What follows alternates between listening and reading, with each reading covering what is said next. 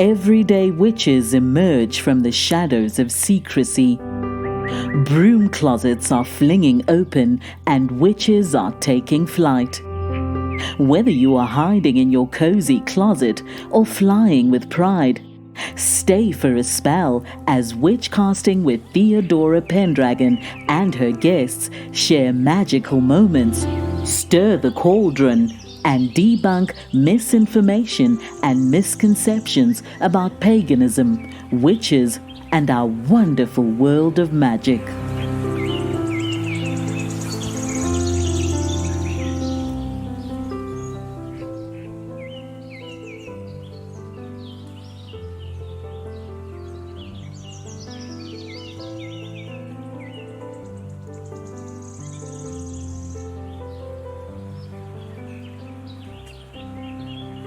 My special guest today is a military spouse, a military pagan spouse, and her name is AC Fisher-Aldag.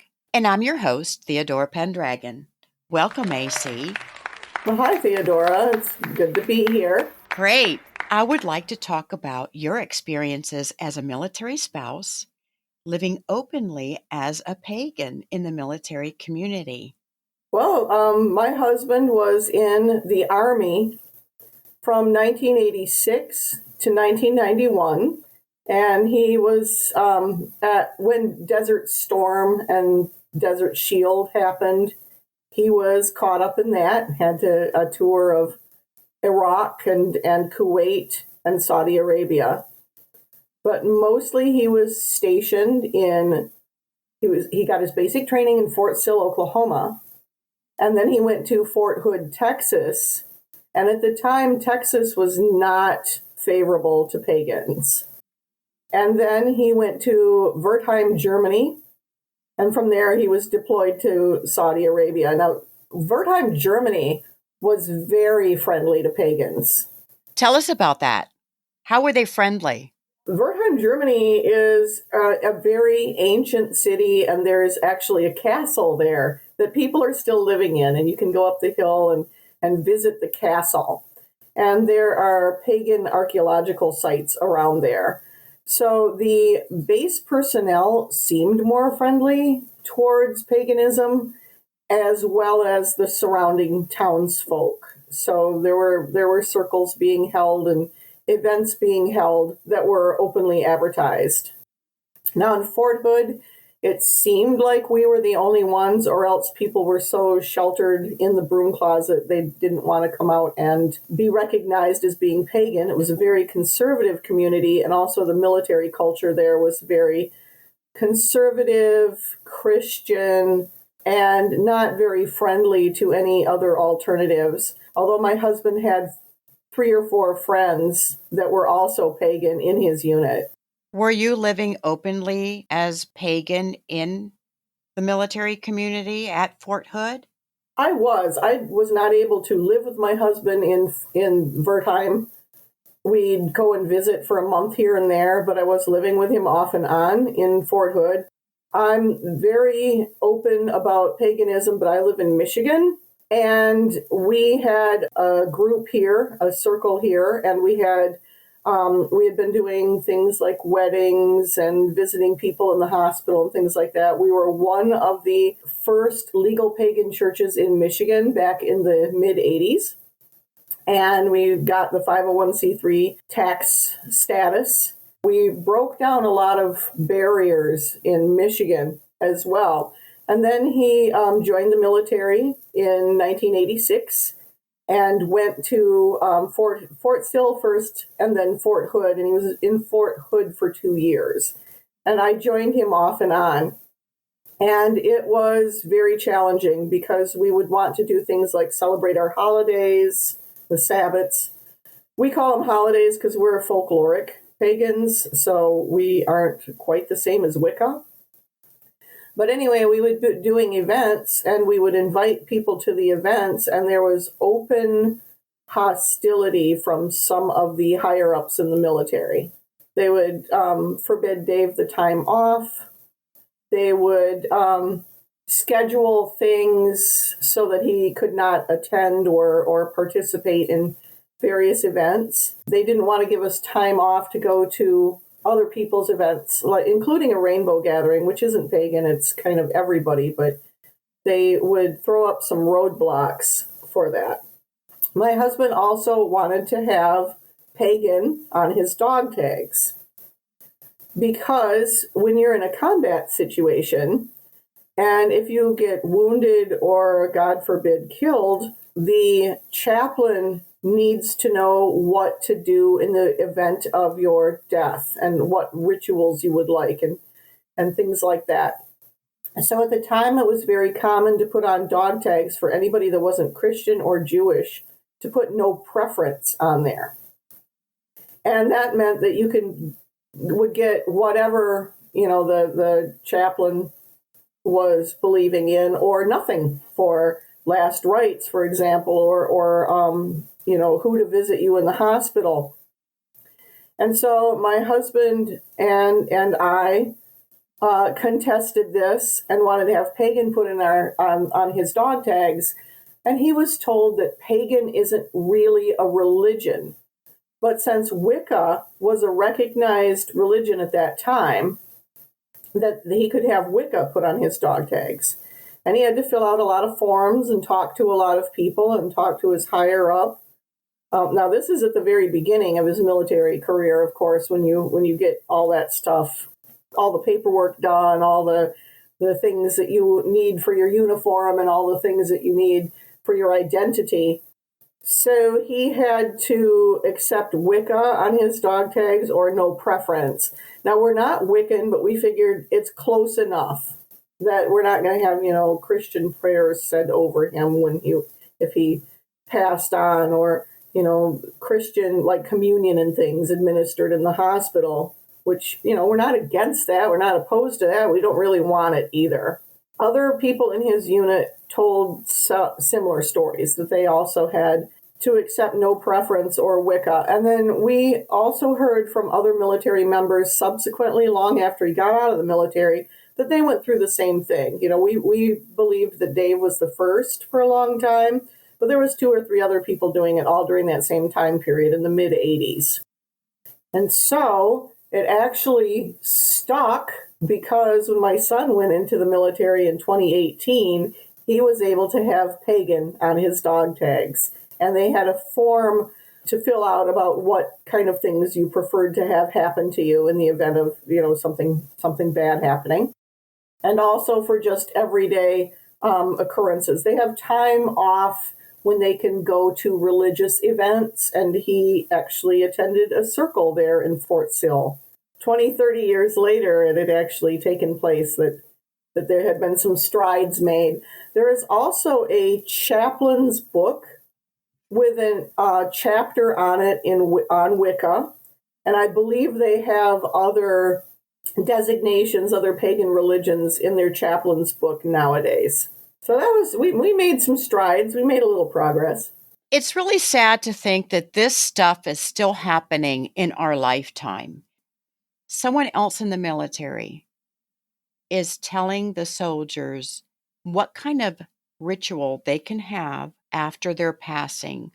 It's still happening today, because every once in a while somebody will write me and say, I want to have Wicca on my dog tags. I want to have Asatru ceremonies. What do I do? So I'll give them some resources. Circle Network has a lot of resources, and there's a military pagan group. After the broadcast, maybe I could look these up and give you some of the websites and resources for people to be able to use. Certainly.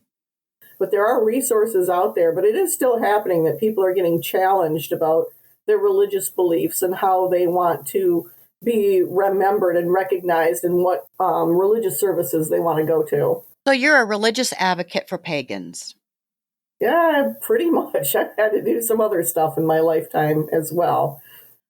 How can people find you if they need to reach out to you for resources? I'm on Facebook, and you can send me a Facebook message. I'm at AC Fisher-Aldag.com is my website, and just AC Fisher-Aldag on Facebook. You can shoot me an email at ACE, like the card, Fisher-Aldag, ALDAG, @gmail.com. I'm in a lot of groups on Facebook, and I attend a lot of gatherings in the Midwest area, so people can reach out to me that way. After your husband left the military in 1991, and before your son joined in 2018, the Pentacle was approved for VA grave markers. Do you remember that? I sure do. That was a struggle there. I'm sure other guests have spoken about this, but there was a man who had been serving, I believe, was it Army Airborne? And his name was Patrick Dana Stewart. And he was killed in action during some of the conflicts in the Persian Gulf. And his widow asked that his memorial marker have the pentagram on it. She was refused because it was not an accepted military symbol at that time. There was a number of ones that had been approved, including Christian crosses, the symbol for Muslim people, the symbol for Jewish people. And then during the time that it was on hold and waiting, other symbols had gotten accepted. So there's a process that one has to go through, and it has to be in use for an actual military member.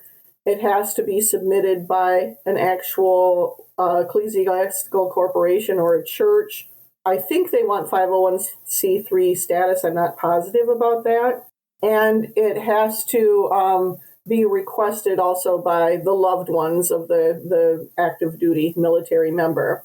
So other people had tried to do it in the past, but they didn't have one or the other of the qualifications. They either didn't have a military member who was actually in active duty or a family member to request it, or it wasn't coming from an actual religious body with actual status. And so at that time, the widow, whose name was Roberta, reached out to Selena Fox of Circle Network and got her involved, and it came to be known as the Pentacle Quest. A lot of people jumped on board with this and did things in order to help move the process along at the Veterans Administration. The Veterans Administration has a special body that is specifically designed for burial things, getting your burial benefits, having the veteran be buried in a military cemetery with the appropriate markers. And it had kind of stalled at the VA. And later on, we found out that it took an act of Congress to actually make it go through, that this symbol be accepted. So there was a lot of people working on this together. And my tiny, teeny little part of it, and my husband's, Dave's, was to go to our local VFW, Veterans of Foreign Wars, and our local American Legion, which we were members of, and speak to the people in charge of the organizations locally and talk to them about what was going on, what this meant. So they went to higher ups within those organizations, and then the VFW and the American Legion also put pressure on the VA. They do a lot of advocating anyway for injured veterans and for people's claims for disability benefits and things like that. And so the person that was in charge of the local organization is kind of a shirt-tail relative of ours. He's the grandpa of the girl my son married. So he's my daughter-in-law's grandpa. He wasn't then because they were just small. He was also a retired policeman, and he was as Christian as they come. But he thought that this was a very important cause, that people who had served in the military get the respect of having their symbol on their tombstone or plaque in a military cemetery. And there had been other people who had tried to do this beforehand. He went to first the regional and then the state, and then they took it to the national VFW and American Legion, who then went and put pressure on the VA.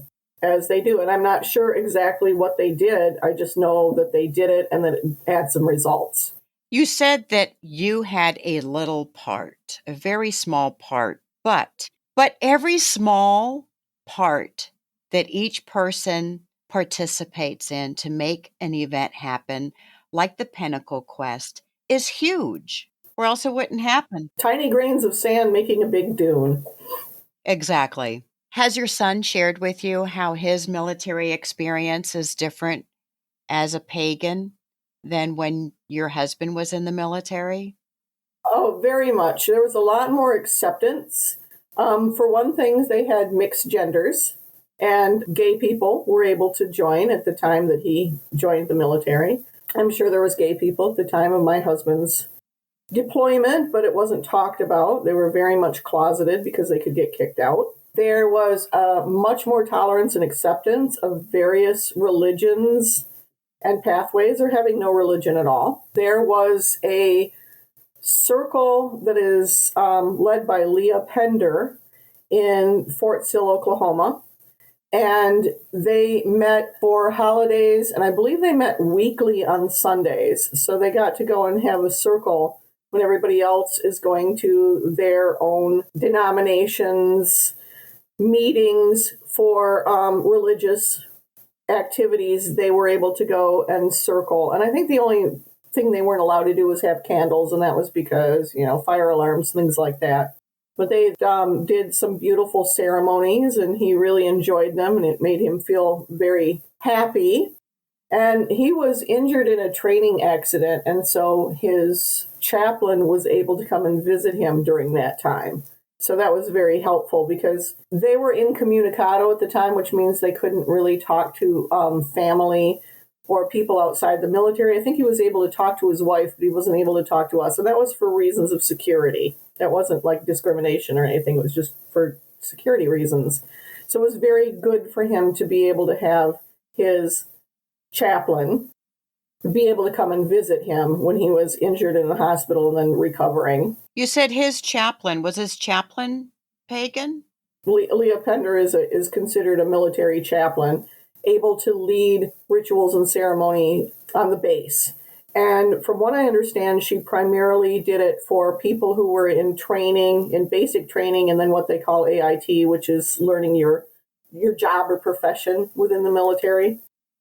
And so she gets a turnover of new people like every 6 months. They weren't able to have like a permanent circle. And one thing I wanted to mention was military bases that have pagan groups meeting on them are really in need of books. They really need pagan books. So if anybody wants to send books to their local military base, it would be greatly appreciated. And what kind of books would you recommend? Basic beginning pagan books. Raymond Buckland, Christopher Penzick, Scott Cunningham, Starhawk. Some of those that are for beginners. Also beginning books in Asatru, beginning books in Druidry. Because these are young people we're talking about. Their average age is, of course, 17 to 25. And many of them are just exploring paganism for the first time. Others grew up in it, like my son. And so they don't always have the knowledge, and then they can learn and practice individually too, which is something else that is allowed now. You're allowed to have a small area designated for religious worship within your barracks in your room, which my husband wasn't really allowed back in the day. Some of this, it's within reason, of course. They have to keep the place clean. They have to keep it, secure and sanitary and all that. And they can't have things like incense and candles that burn, but they can have like a small altar with things like, crystals and statues and ritual tools on it. And this, don't take my word for this. Check with your base and make sure that's okay. Because they might have a reason you can't, like if it's, there's a lot of chemicals around or something like that. Or if, there's limited space, like on a Navy ship, I don't know if it's allowed there. My son and some of his friends were able to have these rites enforced for them. So that was a really, really good thing to see. Yes, we have made strides, haven't we? We have. I feel like I was born in the wrong decade, though, because everything was an issue when I was in the military. I was in from 82 to 86. And now, like you said, now gays have the right to be on active duty and more religions are being recognized. Well, just like something as simple as yesterday, I went to a military ceremony and I hadn't been on a military installation in a few years since my husband's retired. Women in military were wearing ponytails. And I said, we couldn't have ponytails. We had to look like boys with our hair stuffed under our hats. So I thought, wow, how cool is that? They get to wear beards now, which is kind of cool. You know, Sikh people and some Asatru people want to keep their beards. I saw that yesterday too. Yeah, I also want to say, Theodora, thank you very much for your service. We appreciate you. Thank you. And that as far as gay people go, their spouses now get benefits. So that's a big deal. And they can live on post and family housing. Yes, yes. And that's something that did not happen back then. I mean, people didn't even want to acknowledge you were gay. You could still get kicked out of the military for being gay. Right. That's what it was like when I was in the military. My husband used to grumble about that because historically the United States Army was actually founded by a German man who was gay. I didn't know that. I can't remember his name, but yeah, that's a historical point. And he would bring that up often when there was discrimination issues. You published a book. I did. Tell us about your book. It is called Common Magic, and it's about traditions of folk magic and witchcraft that originate in the British Isles. So there are things in there that are quite different from Wicca. There are spells and rites and things about different things that are done on different holidays, but we also do something called folk plays, which is ritual theater. You act out a part and you use the energy for a cause. It's quite different than British traditional witchcraft, and it's quite different from Wicca. Other people that, practice Wicca or practice other traditions of paganism can incorporate some of these folk ways into their practice. Thank you. You're welcome. And congratulations on publishing this book. It must have been exciting to write that. It's available from Llewellyn Worldwide. Well, I go around the Midwest and do a lot of these folk plays and other British Isles folk magic rites, and it's very hands-on. Like, we make talismans in the class or act out a folk play. In fact, we're doing that later this afternoon. We're going to go and wake up the earth. We're going to decorate wands, and here in Michigan, we're still having some winter weather, so we're going to do things to bring about spring. So that's always a fun thing. Would you like to expand a little bit about the Pinnacle Quest? Is there more information that you have about that? Somewhat, in that it became a nationwide thing. There were musicians who wrote songs about it. There were Celia especially wrote the Symbol song, and she later performed that at a pagan spirit gathering of Circle Network. There were a lot of gatherings where there were petitions and people added their signatures to it. There was magic works. There were a lot of magical rituals to make this come about, from tiny little covens of 3 members to nationwide gatherings with 500 people. Afterwards, Circle Network had a big celebration about winning the Pinnacle Quest, and there were a lot of active duty and retired and veteran military members there to celebrate this. There were a lot of people who were instrumental in making this happen. One was Charles Arnold, who was from Canada, and he did the Wiccan Church of Canada, and he did a little newsletter called Rags to Witches. Rags to Witches. That's cute. It's no longer being published, though. We're talking about like the late 70s, early 80s. And he did a lot to try and get other people's symbols accepted in the military.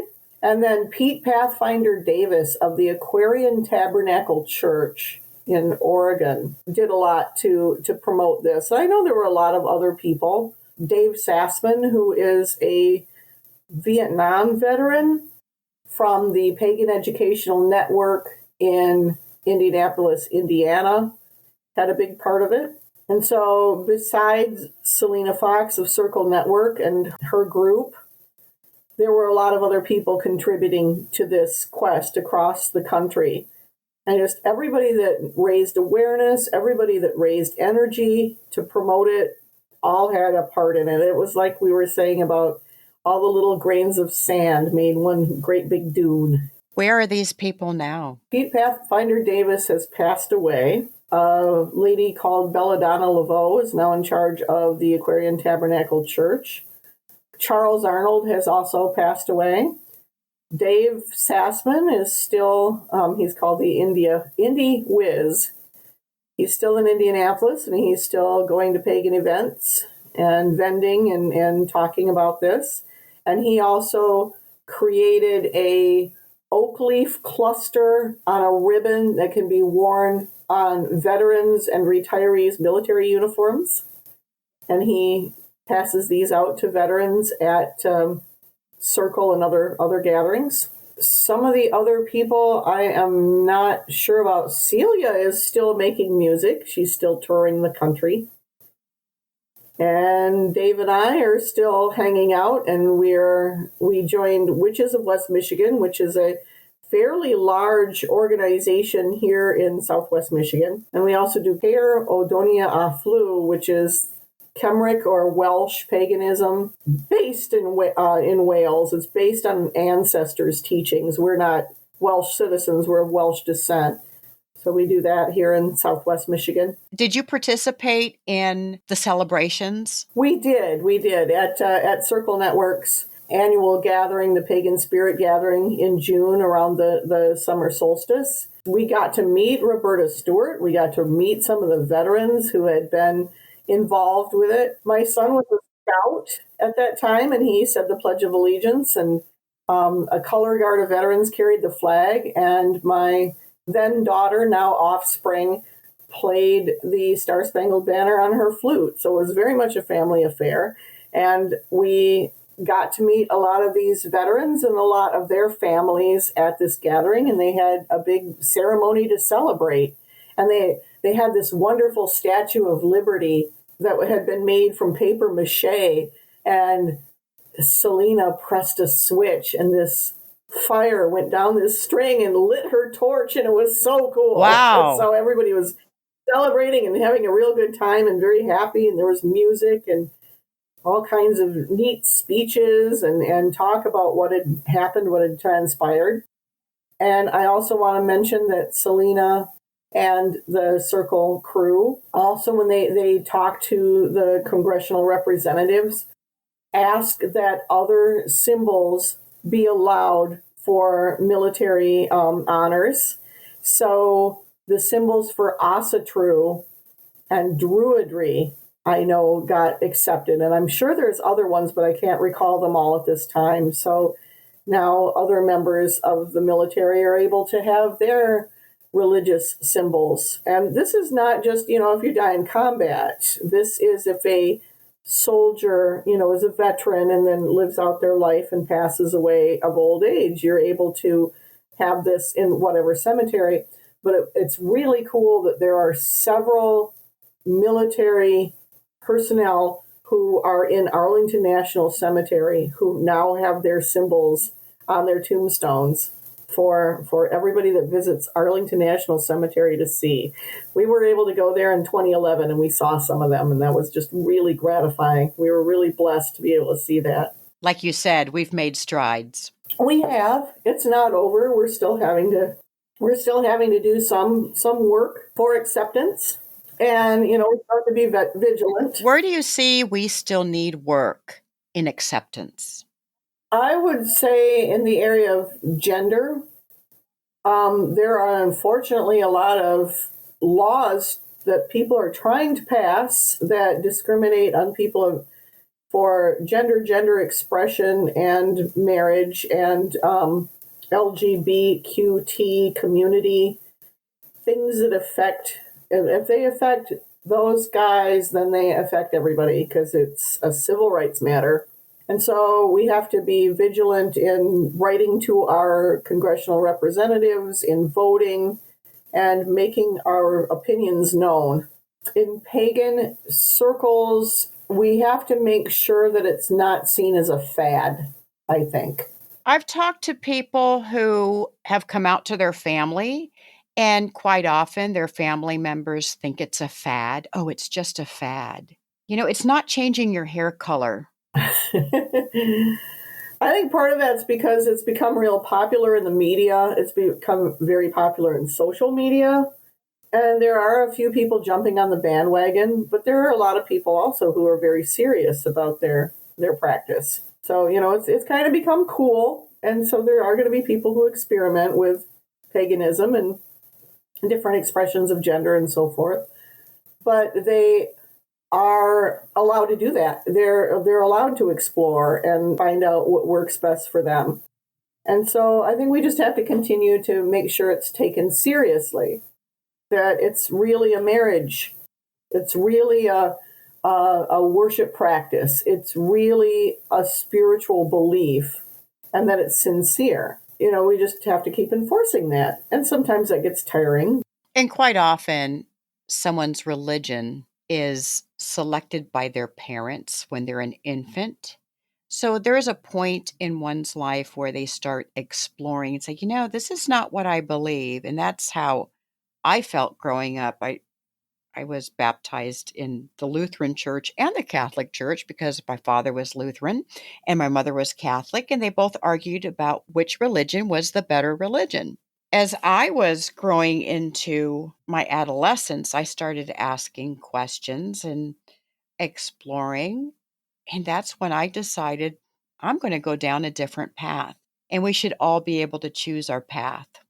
I think the best way to show other people is to be an ambassador, to do public ceremonies, to invite people to our gatherings and things like birthday parties and religious expressions, religious gatherings, to invite people to, say, a wickening ceremony of a new baby, and to demystify it, because it's not scary if you come and actually see it. We've done things like a maypole on the town square. We've done British Isles folkloric tradition folk play as part of the Christmas parade in our tiny little town, 2,000 people. We have a parade of lights every Yuletide, Christmas time, and we did a stag hunt. So my husband at the time, he can't walk anymore, but was able to then, and he jumped off the float and ran around wearing the stag antlers and wearing the outfit, and with little kids chasing him. And then little kids from the audience started to participate. And later on in the feed and grain, I had several people approach me, indigenous people as well as other European-based people, and said, we did that when we were little kids. So that was very cool. And then we also, as pagans, need to do some interfaith work and interacting with other religious, like, say, if there's a fundraiser for somebody who has cancer, or say if they, somebody lost everything in a fire, and we join them in fundraising efforts. That's a very positive thing for other folks to see. My husband and I belong to Lions Club International, and we do a lot of fundraising for a lot of different causes. And we are not the only pagans in that group either. There's a man wearing a Mjolnir, and then there's a lot of Catholics and Christians and various denominations, and we're all working together to make the world a better place. So that's really cool. There's so much we can do to include people so that they learn and know that we're not whatever these preconceived ideas that they have. We're like everyday people. Absolutely. Thank you, AC. This has been a wonderful interview, and you have given the listeners quite a bit of information as far as what resources are out there. Thank you so much. Well, thank you very much for having me. I appreciate it.